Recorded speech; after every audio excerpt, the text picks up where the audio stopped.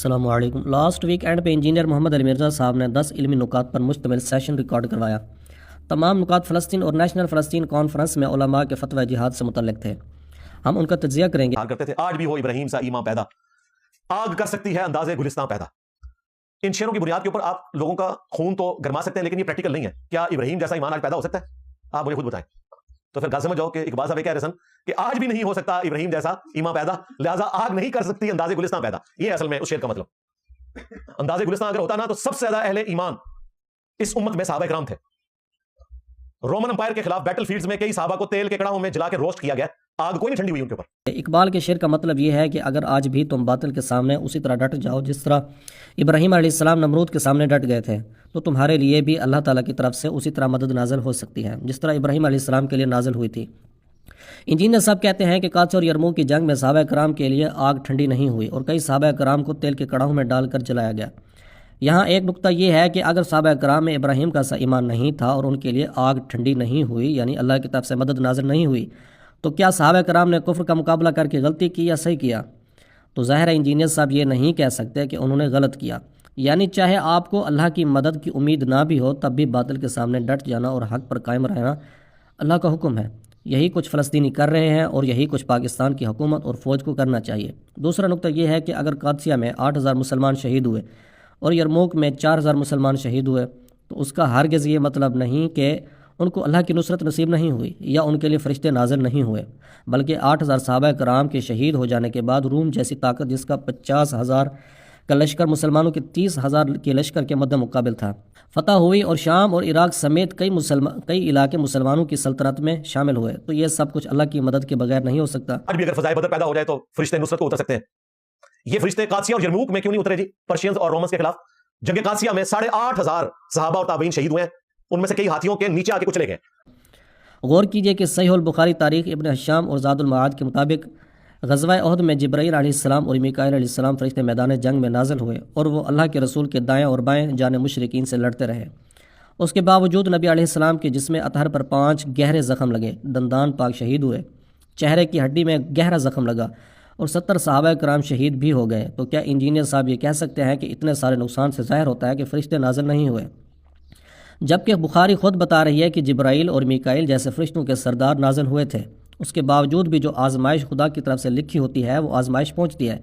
اس لیے فلسطین کی صورتحال کو دیکھ کر کوئی یہ نہ سمجھے کہ اللہ کا ہاتھ ان پر نہیں ہے، بلکہ جتنی آزمائش ان کے لیے لکھ دی گئی ہے وہ پہنچے گی، بالآخر کامیابی اہل حق کی ہوگی۔ اب سوال یہ ہے کہ جبرائیل اور میکائیل کے نازل ہونے کا فائدہ کیا ہوا تھا؟ تو جواب یہ ہے کہ اس کا فائدہ یہ ہوا کہ ایک تو مشرکین اپنے منصوبے میں کامیاب نہیں ہو سکے، یعنی نبی علیہ السلام کو قتل نہیں کر سکے، اور بھی کوئی خاطر خواہ فائدہ حاصل نہیں کر سکے، بلکہ مسلمانوں سے پہلے مشرکین میدان احد سے نکل گئے تھے۔ اسی طرح غزوہ بدر میں تو قرآن پاک صراحت سے بیان کرتا ہے کہ فرشتے نازل ہوئے تھے، اور انجینئر صاحب بھی اقرار کرتے ہیں، تو اس میدان میں بھی 14 صحابہ کرام شہید ہوئے تھے۔ یہاں یہ بات بھی نوٹ کر لیجئے کہ اللہ کی مدد اور نصرت کے لیے کہ کئی طریقے ہیں۔ مثال کے طور پر کافروں کے دلوں میں رعب ڈالنا، مسلمانوں پر سکینت نازل کرنا، مسلمانوں کے لشکر کو کافروں کے سامنے بڑھا کر دکھانا، حالات و واقعات ایسے پیدا کرنا جو مسلمانوں کے لیے موافق ہوں، جیسے غزوہ بدر میں بارش کا آنا، غزوہ خندق میں آندھی کا آنا وغیرہ، جیسی کئی طرح کی امداد اللہ کی طرف سے نازل ہو سکتی ہے۔ لہٰذا جنگ یرموک میں 40,000 صحابہ کرام کا 1,00,000 فارسیوں کے ساتھ ٹکرانا اور پھر فارس جیسی سپر پاور کو فتح بھی کر لینا اللہ کی مدد کے بغیر ممکن نہیں ہے، چاہے اس میں 4,000 مسلمان شہید بھی ہوئے۔ یہ بھی کہا جاتا ہے، جیسا کہ خالد محمود عباسی صاحب کہتے ہیں، کہ اللہ کی مدد اس وقت نازل نہیں ہو سکتی جب تک ہم اپنا تزکیہ نفس نہ کر لیں، ہمارے کرتوت کی اللہ کی مدد کو روکیں گے۔ تو عرض یہ ہے کہ اللہ کے حکم کے مطابق باطل کے سامنے ڈٹ جانا اور حق پر قائم رہنا ضروری ہے، یہی ذمہ داری ہے۔ اس کے بعد خدا پابند نہیں ہے کہ وہ ہماری نصرت کرے یا نہ کرے۔ کچھ لوگوں کا ایمان پختہ ہوتا ہے، کچھ گناہگار بھی ہوتے ہیں۔ اللہ کی مدد افراد کی وجہ سے نہیں آتی، اللہ کی مدد کاز کی وجہ سے آتی ہے، کہ کوئی شخص کس لیے لڑ رہا ہے، کس وجہ سے لڑ رہا ہے۔ اللہ تعالیٰ نے کئی گناہگار لوگوں سے دین کے بڑے بڑے کام لیے، کئی گناہگاروں نے نبی علیہ السلام کی گستاخوں کو انجام تک پہنچایا۔ اللہ نے ان گناہگاروں کی گستاخوں کو جہنم واصل کرنے میں مدد بھی کی اور ان کی شہادت کو قبول بھی کیا۔ چنانچہ سورۃ نمبر 3 کی آیت نمبر 13 میں غزوہ بدر کا بیان آیا اور فرمایا قد کان لکم آیۃ فی فئتین، تمہارے لیے نشانی ہے 2 گروہوں میں۔ نشانی کیا ہے؟ نشانی یہ ہے کہ ایک گروہ خدا کی راہ میں لڑائی کر رہا تھا اور دوسرا گروہ طاغوت کی راہ میں لڑ رہا تھا۔ جو اہل حق کے چھوٹے سے لشکر کو اپنے لشکر سے دگنا دیکھ رہا تھا واللہ یؤید بنصرہ من یشاء، اللہ جس کی چاہتا ہے مدد کرتا ہے۔ خدا کسی شے کا پابند نہیں ہے، لیکن اشارہ یہ ملتا ہے کہ خدا اس کی مدد کرتا ہے جو اللہ کی راہ میں لڑتا ہے۔ ان فی ذلک لعبرۃ لأولی الابصار، آنکھیں دیکھنے والوں کے لیے اس میں سبق ہے۔ سبق یہ ہے کہ اہل حق اور اہل باطل کے درمیان جب جنگ ہوتی ہے تو وہ ہتھیاروں کی جنگ نہیں ہوتی، بلکہ حق اور باطل کی جنگ ہوتی ہے، جس میں خدا جتنی چاہتا ہے جس طرح چاہتا ہے مدد کرتا ہے۔ یہاں سے خالد بن ولید بھی ایک تلوار لے کے گئے، سامنے سے رومن جنرل بھی ایک تلوار کے ساتھ آیا۔ انجینئر صاحب کا آسانی سے یہ کہہ دینا کہ تعداد کا فرق تھا، نوعیت کا فرق نہیں تھا، یا ٹیکنالوجی ایک جیسی تھی، غلط ہے۔ الرحیق المختوم کے غزوات والے جتنے بھی چیپٹرز ہیں آپ ان کو پڑھیے، وہاں سے کچھ اعداد و شمار شیئر کرتے ہیں، ان پہ غور کیجئے کہ کیا صرف تعداد کا فرق تھا یا نوعیت کا فرق بھی تھا۔ غزوہ بدر میں 313 بامقابلہ 1000 ہوئے، 313 کے پاس جنگی ساز و سامان کم تھا اور 1000 کے پاس ساز و سامان کی فراوانی تھی۔ غزوہ احد میں مسلمانوں کا لشکر 1000 افراد پر مشتمل تھا اور کافروں کا لشکر 3000 افراد پر مشتمل تھا، جن میں تقریباً ہر ایک کے پاس اپنا اونٹ بھی تھا اور 200 گھوڑے اونٹوں کے علاوہ تھے، 700 زرہیں بھی تھیں، جبکہ مسلمانوں کے 1000 کے لشکر کے پاس محض 100 زرہیں تھیں، 50 گھوڑے تھے اور چند اونٹ تھے۔ غزوہ بدر دوم جو واقع نہیں ہوا تھا، مسلمانوں کے لشکر کی تعداد 1500 تھی اور کافروں کے لشکر کی تعداد 2000 افراد پر مشتمل تھی۔ اس کے بعد غزوہ خندق ہوا، جس میں مسلمان 3000 کی تعداد میں تھے اور کافر 10,000 کا لشکر لے کر آئے تھے۔ اس کے بعد جنگ موتا میں مسلمانوں کا لشکر 3000 افراد پر مشتمل تھا اور کافروں کا لشکر 20,000 افراد پر مشتمل تھا۔ مسلمانوں کی حالت یہ تھی کہ 18 آدمیوں کے پاس ایک اونٹ تھا جو باری باری اس پر سفر کرتے تھے، اس کے علاوہ کھانے پینے کے لیے مناسب خوراک بھی موجود نہیں تھی۔ راستے میں درختوں کے پتے بھی چباتے رہے اور زیادہ دقت کی صورت میں اپنے اونٹوں کو بھی ذبح کرتے رہے۔ یعنی نوٹ کیجئے کہ ایک لشکر کے افراد پیدل چل کر اور بھوک کی وجہ سے نڈال ہوئے پڑے ہیں، ان کے جسم تر و تازہ نہیں ہے، جنگی ساز و سامان تلواریں زرہیں وغیرہ بھی مطلوبہ مقدار میں دستیاب نہیں ہے، تو کیا ہم اسے صرف تعداد کا فرق کہیں گے یا یہ نوعیت کا فرق بھی بنتا ہے؟ اور اسی جنگ موتا میں جب کچھ لوگوں نے سپہ سالار عبداللہ بن رواحہ رضی اللہ تعالیٰ عنہ کو مشورہ دیا کہ 20,000 کے لشکر کے ساتھ ٹکرانے کی بجائے مزید مسلمانوں کو مدینے سے بلایا جائے یا نبی علیہ السلام کو معلومات فراہم کر کے ان کے نئے حکم کا انتظار کیا جائے، لیکن عبداللہ بن رواحہ کا عقیدہ دیکھیے، انہوں نے کہا ہم اپنے دشمنوں سے اپنی تعداد، قوت اور کثرت کے بل بوتے پر نہیں لڑتے، بلکہ ہم اس دین کے بل بوتے پر لڑتے ہیں جو دین ہمیں اللہ تعالیٰ نے عطا کیا۔ اس کے بعد غزوہ تبوک میں مسلمانوں کا لشکر 30,000 افراد پر مشتمل تھا اور کافروں کا لشکر 40,000 افراد پر مشتمل تھا۔ جنگ یرموک میں 40,000 افراد پر مشتمل مسلمانوں کے لشکر نے 1,00,000 رومیوں کا مقابلہ کیا۔ جنگ قادسیہ میں 30,000 مسلمانوں نے 50,000 مجوسیوں کا مقابلہ کیا۔ مذکورہ تمام جنگوں میں مسلمانوں کو فتح نصیب ہوئی سوائے غزوہ احد کے، جس کو بے نتیجہ جنگ کہا جا سکتا ہے، اور اگر کوئی اسے مسلمانوں کی شکست قرار دیتا ہے تو بھی ہمیں اعتراض نہیں، لیکن مسلمانوں کی شکست کا مطلب کافروں کی فتح نہیں ہوگا، کیونکہ غزوہ احد سے مشرکین نے کوئی خاطر خواہ فائدہ حاصل نہیں کیا، بلکہ فریقین کے مابین یہ طے پایا تھا کہ 1 سال بعد بدر کے مقام پر دوبارہ جنگ کریں گے، جس سے کفار خود ہی پیچھے ہٹ گئے تھے۔ ناظرین، قابل ذکر بات یہ ہے کہ صحابہ کرام تمام جنگوں کے نتائج سے بے خبر تھے۔ نتائج سے بے خبر ہونا اور تمام جنگیں ناموافق حالات میں لڑنے کی وجہ یہ ہے کہ تمام جنگیں اللہ اور اس کے رسول کی طرف سے فرض کر دی گئی تھیں۔ مسلمان کا کام اطاعت ہے، لہٰذا پاکستانی جرنیلوں، حکمرانوں اور سرکاری ملاؤں کو ناموافقت کا بہانہ بنانے کی بجائے وہ کرنا چاہیے جو خدا کا حکم ہے اور جس کا فتویٰ پاکستان ہی کے مفتیان دے چکے ہیں۔ کہ آج پاکستان کی فوج دنیا کی ٹاپ 5 آرمیز میں آتی ہے، لیکن ہم مار کہاں سے کھاتے ہیں؟ ایئر فورس سے۔ زمینی فوج کیا کر سکتی ہے اگر اوپر سے ایک B-52 آپ کے اوپر بمبنگ کرنا شروع کر دے؟ ہمارے پاس جو ہے وہ گنیں بھی پرانی، ہمارا اسلحہ بھی پرانا، ان کے پاس لیٹسٹ۔ پھر سب سے بڑا مسئلہ ہماری اکانومی کا ہے۔ پہلی بات یہ ہے کہ پاکستان نے تلواریں، نیزے یا غلیلیں اور پٹاخے نہیں رکھے ہوئے، بلکہ ہر طرح کے جدید ہتھیار موجود ہیں۔ ایئر فورس بھی ایسی نہیں جیسی آپ پریزنٹ کر رہے ہیں۔ دوسری بات یہ ہے کہ اگر اکانومی مضبوط نہیں یا جدید ٹیکنالوجی نہیں ہے تو اکانومی مضبوط کیسے ہوگی؟ اور 85% بجٹ کھانے والے کب جدید ٹیکنالوجی کو حاصل کریں گے؟ یہ وہ لوگ ہیں جنہوں نے ملک کے ٹیلنٹ کو پامال کیا۔ عبدالقدیر خان، عافیہ صدیقی، عرفہ کریم وغیرہ کے ساتھ دغا کرنے والے کبھی اس ملک کی خیر خواہی نہیں کریں گے، لہٰذا ان کو فیس سیونگ دینا کہ آپ کمزور ہیں، مقروض ہیں، مجبور ہیں، فلسطین کے لیے کچھ کرنے کے قابل نہیں ہیں جیسی حماقت نہ کریں، بلکہ ان کے سامنے کلمہ حق کہیں، ورنہ خاموش رہیں۔ UN میں بھرپور طریقے سے عافیہ صدیقی اور فلسطین و کشمیر کا مقدمہ لڑنے کے لیے نہ تو اکنامک پاور کی ضرورت ہے، نہ ہی جدید ٹیکنالوجی کی۔ تیسری بات یہ ہے اگر انجینئر صاحب کی تجویز کردہ مطلوبہ ٹیکنالوجی پاکستان کے پاس آ جائے تو کیا پاکستان بیت المقدس کے لیے لڑے گا؟ ہم سب جانتے ہیں کہ نہیں لڑے گا۔ تو پھر ایسے جرنیلوں کو اور حکمرانوں کو بھیانک چہروں کو کمزور معیشت اور کمزور عسکریت کے پردے میں پوشیدہ کرنے کا کیا مطلب ہے؟ ہماری اکانومی اس قابل بھی نہیں ہے کہ ہم 1 مہینے کے لیے اپنی فوج کو بارڈر پہ لگا سکیں انڈیا کے خلاف. پیسوں کی ضرورت قرضہ اتارنے کے لیے ہو یا جنگ کے لیے، دونوں صورتوں میں دنیا بھر کے مسلمان پاکستان کو فنڈنگ دینے کے لیے تیار ہیں. شرط یہ ہے کہ پاکستان میں اسلام کو بطور نظام قائم کیا جائے. تو ان کے جہازوں کے ساتھ آپ ان کو دھمکیاں لگائیں تو وہ ہنستے ہی ہوں گے، میرا خیال میمز ہی بناتے ہوں گے اس کی. یا تو آپ اپنے آپ کو اتنا اسٹرانگ کریں. انجینئر صاحب، ریس گاڑی نہیں جیتتی، چلانے والا جیتتا ہے. نبی علیہ السلام نے غزوہ بدر کے مشرکین قیدیوں سے مسلمان بچوں کی سکولنگ کروائی. یہودی سے زرہ ادھار لے کر جنگ میں گئے. کئی سرایا میں کافروں کا مال و متاع چھین کر انہی کے خلاف جنگ میں استعمال کیا. رہی یہ بات کہ مسلمان کو خود سائنس میں ترقی کر کے آگے آنا چاہیے، تو ساحل ادیم پہلے دن سے ہی یہی پیٹ رہا ہے کہ اپنے بچوں کے ذہنی اور نفسیاتی صحت پر خاص توجہ دی جائے تاکہ وہ کمپیٹنٹ مسلمان بن سکیں. لیکن ٹیلنٹ کے ساتھ غداری کرنے والے حکمران اور ان کی اطاعت کا حکم دینے والے سرکاری ملا اس ترقی میں بہت بڑی رکاوٹ ہے. اس وقت پریکٹیکلی حالت ہے یہ. آپ کو ڈی جی ISPR نے تو نہیں بتانا، سیدھی سی بات ہے. وہ کیوں بتائیں گے؟ ڈیفنس منسٹر نے بھی یہ باتیں آپ کو نہیں بتانی. کیوں بتائیں گے؟ نہ ان کو بتانی چاہیے. اس کی وجہ ہے کہ اگر یہ باتیں بتائیں گے تو پھر ہماری عوام جو ہے اس کا مورائل ڈاؤن ہوگا. انجینئر صاحب، جب آپ یہ جانتے ہیں کہ یہ حقائق جن کو آپ حقائق کہتے ہیں قوم کو بتانے سے قوم کا مورائل ڈاؤن ہوگا، تو پھر آپ خود یہ حقائق قوم کے سامنے رکھ کر کون سا فائدہ حاصل کرنا چاہتے ہیں؟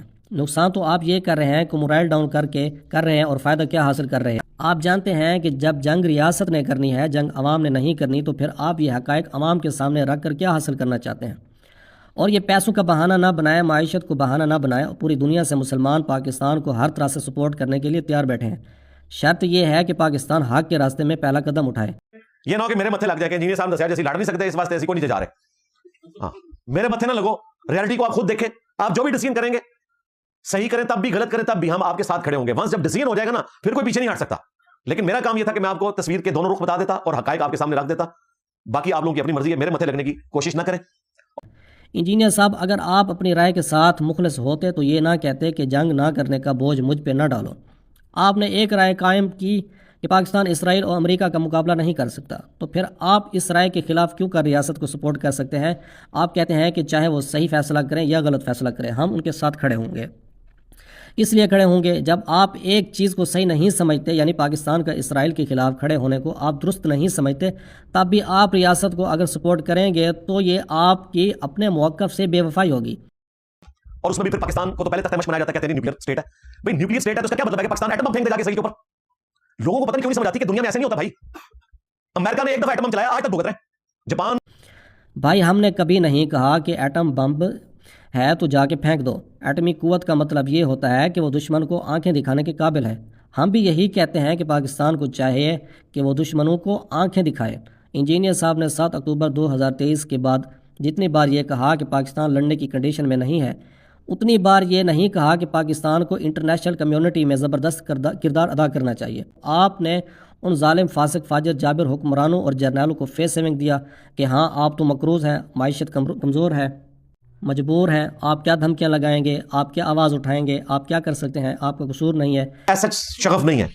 ان مصنوعات کا اگر آرگنائز طریقے سے بائیکاٹ سے کوئی رزلٹ نکلتا ہے تو کریں، لیکن اپنی پسند کا نہیں. اسمارٹ فون تو آپ چھوڑنے کے لیے تیار نہیں ہے، واٹس ایپ تو آپ چھوڑنے کے لیے تیار نہیں ہے. تو سارا احتجاج جڑا KFC میکڈونلڈز جا کے بڑھ گیا، یہ کوک اور پیپسی بڑھ گیا. کہتے ہیں جی اگر بائیکاٹ سے کوئی نتیجہ نکلتا ہے تو ضرور کریں. انجینئر صاحب کو نتائج کی بڑی جلدی ہوتی ہے اور کہتے ہیں آپشنل بائیکاٹ نہیں ہونا چاہیے، یعنی ایسا نہیں ہونا چاہیے کہ کچھ چیزوں میں آپ بائیکاٹ کریں اور کچھ میں نہ کریں. کیوں ایسا کیوں نہیں ہونا چاہیے؟ فطری اصول ہے، جو جس حد تک کر سکتا ہے اس کو کرنا چاہیے. خود صحابہ کرام اور نبی علیہ السلام نے کئی چیزیں مشرکین اور یہودیوں سے قبول کی اور کئی نہیں کی. مطلب یہ کہاں کا اصول ہے کہ یا تو آپ ساری چیزیں قبول کریں گے یا ساری چھوڑیں گے. دیکھیں، مدینہ کے یہودی اور عیسائی قبائل کے ساتھ مسلمانوں نے جو معاہدے کیے تھے، ان معاہدات میں بھی کئی چیزوں کو قبول کیا اور کئی کو چھوڑ دیا گیا. مثال کے طور پر معاہدے کی ایک شک یہ تھی کہ مدینہ پر اگر کوئی بیرونی قوت حملہ کرے گی تو مسلمان اور کفار مل کر اس کا مقابلہ کریں گے. لیکن غزوہ بدر میں نبی علیہ السلام نے اس عیسائی قبیلے کی مدد لینے سے انکار کر دیا جو اپنی مرضی سے مسلمانوں کو سپورٹ کرنا چاہتا تھا. غزوہ بدر کے قیدیوں سے فدیہ لیا گیا اور ان کو چھوڑ دیا گیا. کچھ کو فدیہ کے طور پر یہ کہا گیا کہ وہ مسلمانوں کے بچوں کو پڑھنا لکھنا سکھائیں. تو کوئی یہ نہیں کہہ سکتا کہ جن لوگوں کے عقائد و نظریات سے آپ بائیکاٹ کرتے ہیں انہی لوگوں سے اپنے بچوں کو تعلیم دلوانا درست نہیں ہے، یا جو لوگ آپ سے جنگ کرنے کے نکلے تھے ان سے فدیہ لے کر، یعنی مال و دولت لے کر ان کو چھوڑ دینے سے بہتر ان کو قتل کرنا ہے۔ یا جن لوگوں سے آپ ہر طرح کا بائیکاٹ کرتے ہیں ان کو غلام بنا کے ان کی خدمات حاصل کرنا درست نہیں ہے۔ ان کی عورتوں کو لونڈیاں بنا لینا اور ان سے فائدہ حاصل کر لینا درست نہیں ہے۔ تو اصول یہ ہے کہ جہاں آپ فائدہ حاصل کرنا چاہتے ہیں وہاں آپ فائدہ حاصل کریں، اور جہاں آپ ان کو ٹھیس پہنچانا چاہتے ہیں یا ان کو نقصان پہنچانا چاہتے ہیں اور اپنے فائدے کو نظر انداز کرنا چاہتے ہیں تو وہ بھی کر سکتے ہیں۔ لہٰذا ساحل ادیم ہوں یا دوسرے لوگ، وہ کبھی بھی یہ نہیں کہتے کہ آپ اسرائیلی اور امریکی پروڈکٹس کا مکمل بائیکاٹ کریں، بلکہ وہ محض ترغیب دیتے ہیں کہ بائیکاٹ کریں جتنا آپ کر سکتے ہیں۔ اور میرا کہنا یہ ہے کہ اتنا بائیکاٹ تو کرنا چاہیے جتنے سے ہمیں خود کو تکلیف ہو۔ یعنی آپ کو KFC اور میکڈونلڈس کا ذائقہ دوسرے ریسٹورنٹ سے نہیں ملتا اور یہ آپ کے لیے تکلیف دہ ہے، تو آپ کو کچھ نہ کچھ تکلیف تو برداشت کرنی چاہیے۔ اور انجینئر صاحب ہر اچھی چیز کو امریکہ اور اسرائیل کے کھاتے میں ڈال دیتے ہیں۔ لیکن یہ نہیں ہونا چاہیے کہ جو KFC کھانے والے ہیں وہ کہیں جی واٹس ایپ کا بائیکاٹ کر دیں، KFC کا نہ کریں، اور جو ٹویوٹا گاڑی نکلوانے والے ہیں وہ کہیں جی میں KFC کا بائیکاٹ کروں گا، واٹس ایپ کا بھی کر لوں گا، لیکن ٹویوٹا گاڑی تو میری ضرورت ہے۔ اور بھائی آپ دنیا میں کوئی چیز ایسی نہیں ہے جو اسرائیل اور امریکہ کی ٹیکنالوجی کے بغیر اس وقت جتنی چیزیں ہیں ان کو لے کے چل سکیں۔ سیمسنگ کا نام لے کر کہتے ہیں کہ اس کا تم بائیکاٹ کیوں نہیں کرتے، حالانکہ سیمسنگ ساؤتھ کورین کمپنی ہے۔ ٹویوٹا کا نام لیتے ہیں کہ ساحل ادیم نے اس کی گاڑی کیوں خریدی، حالانکہ ٹویوٹا جاپان کی کمپنی ہے۔ اور اس بات کا تانا انجینئر صاحب 5-6 مختلف ویڈیوز میں ساحل ادیم کو دے چکے ہیں، حالانکہ یہ ایک ثبوت بھی ہمیں نہیں ملتا جس سے یہ ثابت ہو کہ ٹویوٹا یا جاپان نے 7 اکتوبر کے بعد جاری رہنے والی جنگ میں اسرائیل کا ساتھ دیا ہو۔ پہلے بھی ہم اس کی وضاحت کر چکے ہیں کہ ٹویوٹا اسرائیل کو گاڑیاں سیل کرتی ہے اور وہ فلسطین کے مسلمانوں کو بھی گاڑیاں سیل کرتی ہے، اور اس سے جو پرافٹ آتا ہے وہ ٹویوٹا خود رکھتی ہے، نہ تو وہ اسرائیل کو جاتا ہے نہ امریکہ کو۔ ہماری گفتگو کا خلاصہ یہ ہے کہ مسلمان جنگ کرنے کے لیے حالات کی موافقت کو بعد میں دیکھتا ہے، جنگی ساز و سامان کی دستیابی کو بعد میں دیکھتا ہے۔ پہلے وہ یہ دیکھتا ہے کہ جنگ کتنی ضروری ہے، پہلے وہ یہ دیکھتا ہے کہ کیا اللہ اور اس کے رسول کی طرف سے اس وقت جنگ فرض کی گئی ہے یا نہیں کی گئی۔ اگر جنگ فرض کی گئی ہے تو پھر صحابہ کرام کے کردار سے یہ واضح ہوتا ہے کہ انہوں نے موافق حالات میں بھی جنگیں کی ہیں، جیسے حدیبیہ کے مقام پر حضرت عثمان کی شہادت کا بدلہ لینے کے لیے بیعت کی گئی تھی، اور اسی طرح جنگ موتا میں 20,000 کے لشکر کا سامنا کیا گیا۔ ہاں وَأَعِدُّوا لَهُم مَّا اسْتَطَعْتُم مِّن قُوَّةٍ کے تحت جنگ کی تیاری کرنا مسلمانوں پر ہر وقت فرض ہے، یعنی 1947 سے ہی پاکستان پر جنگ کرنے کے لیے تیار رہنا اور تیاری کرنا فرض ہو گیا تھا۔ 75 سالوں میں اگر پاکستان نے خود کو اس قابل نہیں بنایا کہ وہ جنگ کر سکے، جبکہ جنگ ناگزیر ہو چکی ہو، تو یہ پاکستان میں چلتے ہوئے جابرانہ اور غیر اسلامی نظام، اس کے حکمرانوں اور اس نظام کو قبول کرنے والے سرکاری ملاؤں کا قصور ہے۔